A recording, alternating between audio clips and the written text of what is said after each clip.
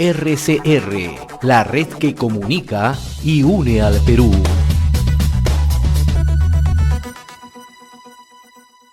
Es grato presentar esta hora al señor Rafael Belaúnde Llosa. En su momento él ha sido ministro de Energía y Minas y siempre está atento con el acontecer político y económico del país. Qué gusto saludarlo, señor Rafael Belaúnde, muy amable.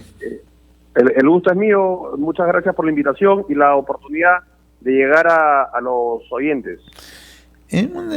Tracemos una primera mirada, ¿no?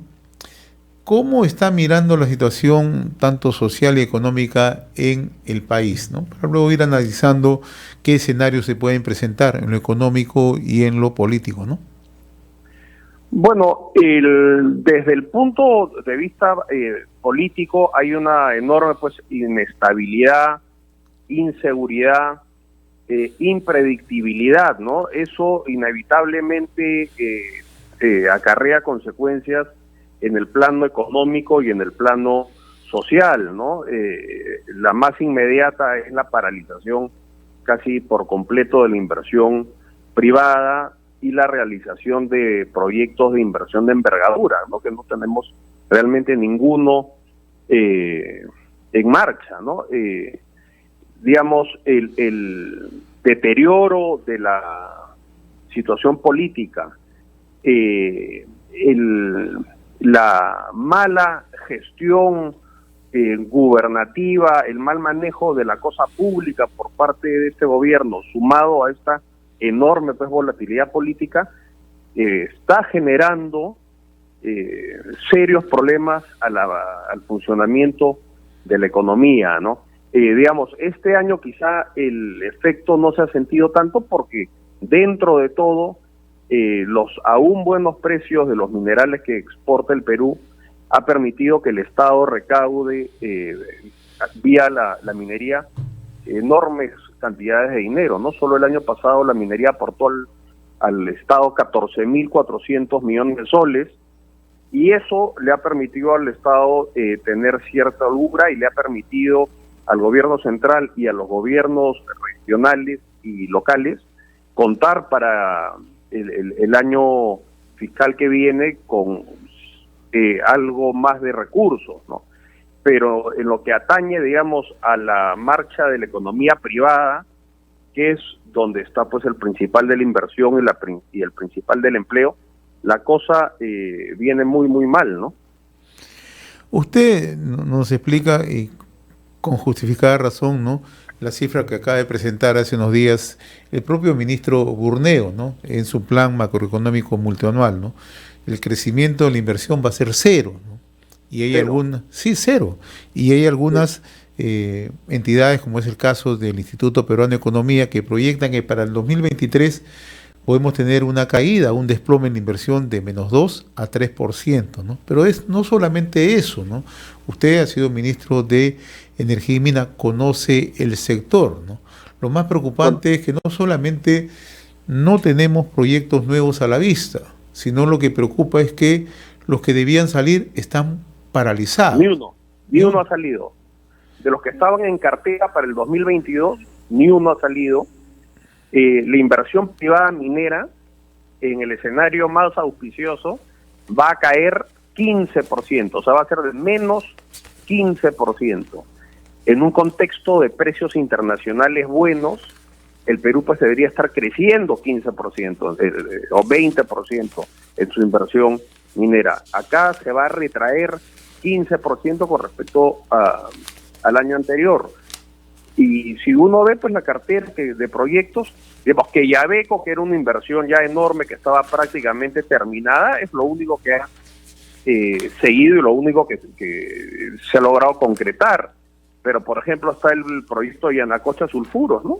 Ese, desde que llegó este gobierno, incluso desde la elección, la empresa ha ido posponiendo la decisión de iniciar la construcción del proyecto de Yanacocha Sulfuros, y hace pocos días han anunciado que van a diferir hasta diciembre la decisión de cuándo se comienza. Esta debe ser la tercera o cuarta vez que se difiere la toma de esta decisión, y eso tiene que ver por el clima de hostilidad y de inestabilidad que hay hacia la inversión privada en el Perú.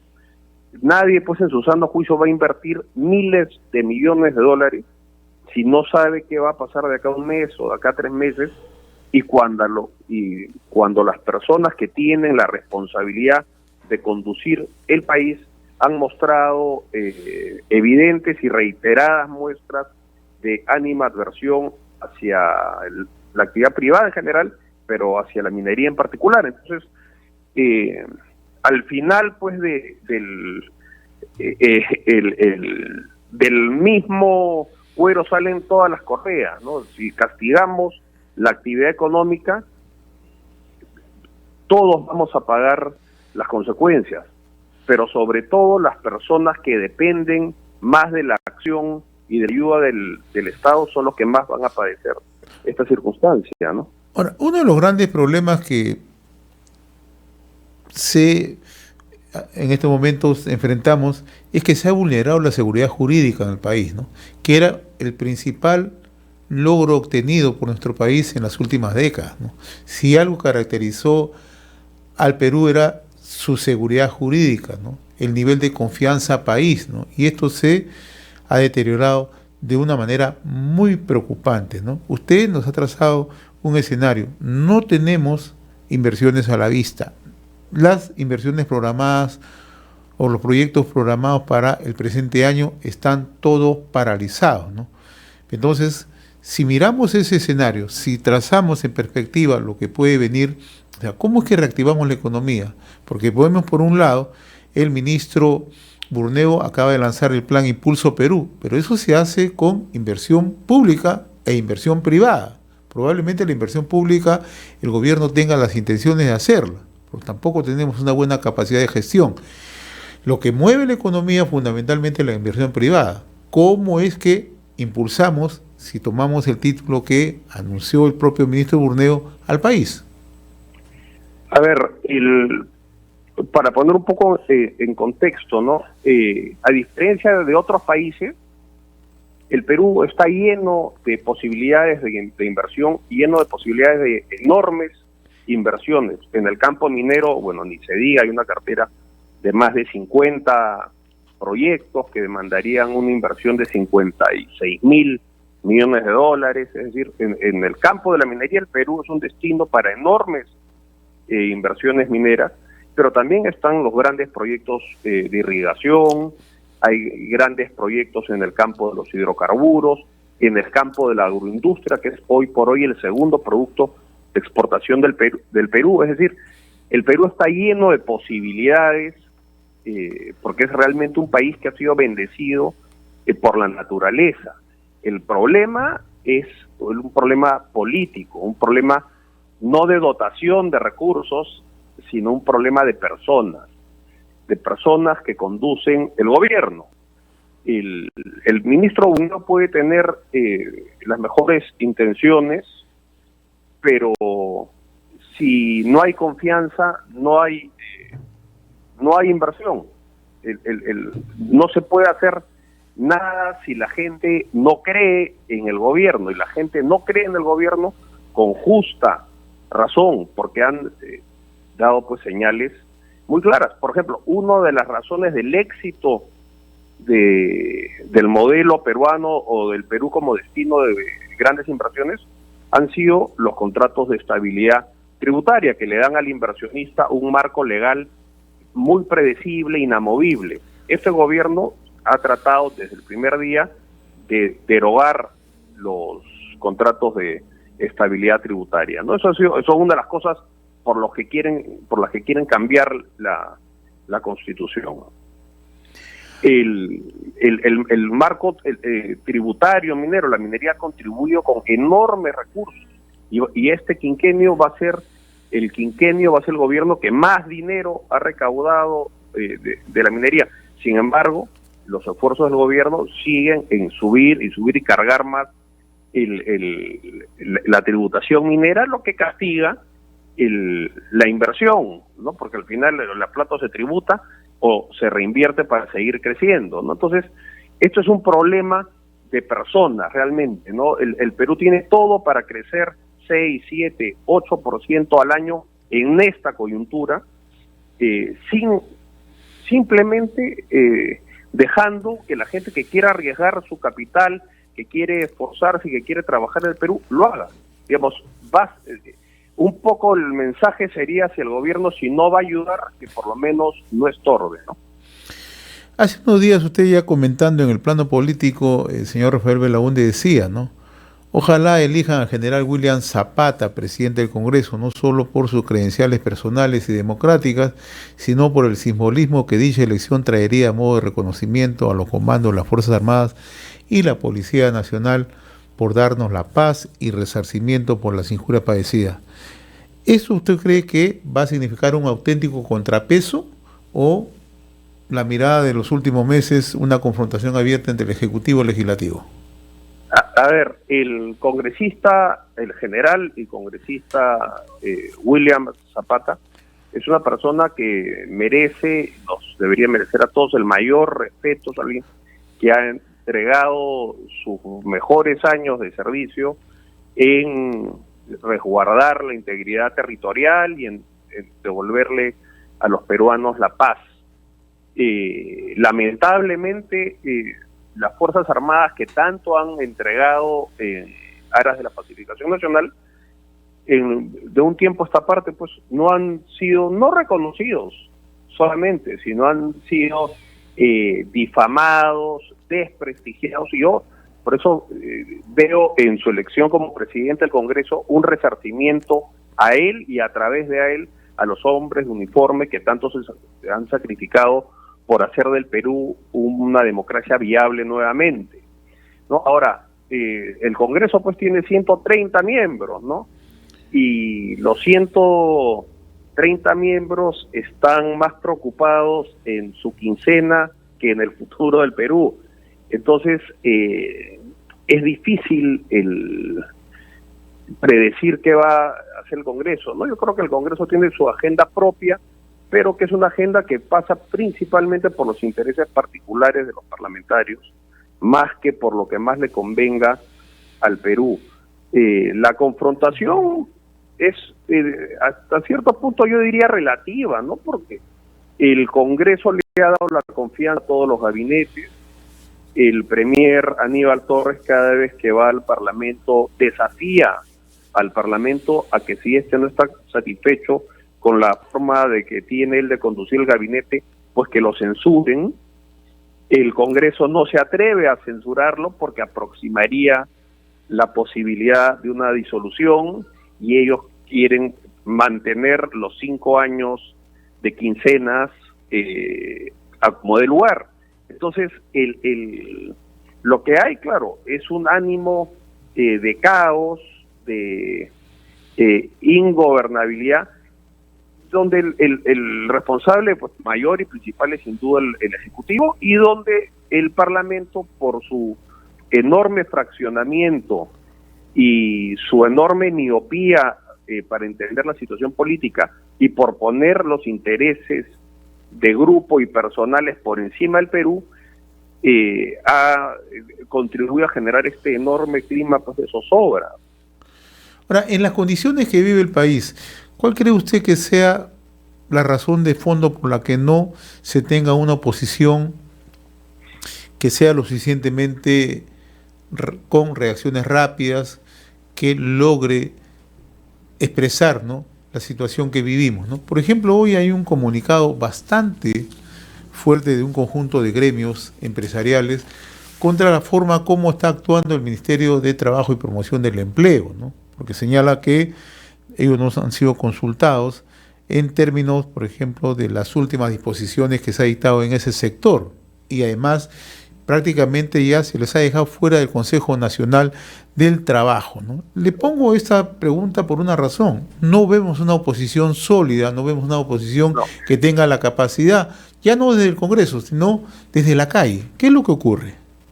A ver, en el plano del Parlamento, el hecho de tener en el Perú partidos que tienen dueño y parlamentarios que son parlamentarios y a la vez asalariados del dueño del partido, y convierten a esas bancadas en defensoras pues de intereses particulares. Entonces, más que en partidos políticos, son agrupaciones que defienden intereses. Entonces, eso hace muy difícil estructurar una acción política coherente y de bloque, ¿no? Por otro lado, me parece que hay en cierta parte del empresariado una actitud, no, digamos, entiendo que quieran llevarse bien con el Ejecutivo y que equivocadamente, creo yo, piensan que no diciendo las cosas como son y tratando de llevar la fiesta en paz van a lograr que las acciones del gobierno sean menos perniciosas hacia la actividad empresarial, pero ese es un error. Yo creo que desde la calle los sectores empresariales, por ejemplo, deberían de tener una voz muy abierta y muy clara en denunciar lo que está ocurriendo, ¿no? En el tema del Ministerio de Trabajo y lo que ha sido una constante en todos los ministros que han ocupado esa cartera, es una lectura pues muy equivocada de lo que es la realidad y el funcionamiento de la economía. La verdad de las cosas es que para que se genere empleo, las empresas tienen que crecer o nuevas empresas tienen que aparecer. Y las empresas crecen o nuevas empresas aparecen porque personas invierten su dinero. Entonces, si la acción del Ministerio de Trabajo es hacer más difícil el crecimiento, si la acción del Ministerio del Trabajo es hacer menos atractivo invertir dinero en el Perú, si la acción del Ministerio de Trabajo o del gobierno generan incertidumbre, están castigando sobre todo la capacidad que tiene la economía peruana de generar empleo. Digamos, todos los años se incorporan a la fuerza laboral 300.000 personas, porque la población pues crece y llega un momento que tiene que empezar a trabajar. Solo para que no se deteriore la situación laboral, la economía tiene que generar 350.000 puestos de trabajo nuevos. Y el objetivo del gobierno tendría que ser que esos 350.000 como piso, pero deberían ser pues 500.000, 700.000 puestos al año, sean de la mejor calidad posible y lo mejor remunerados posible. Y eso, en el fondo, y la experiencia empírica, no solo en el Perú, sino en el mundo, eso no se legisla. Lo que se tiene que hacer es dejar que las fuerzas productivas pues inviertan y prosperen. El Perú, el gobierno evidentemente puede ayudar en infraestructura, sobre todo infraestructura rural, electrificación rural, en contribuir en el desarrollo de los proyectos de trasvase de aguas, de irrigación, pero lo que no puede hacer el gobierno es entorpecer la capacidad que tienen las empresas grandes, medianas y pequeñas en crecer, porque cuando crecen, las empresas contratan gente.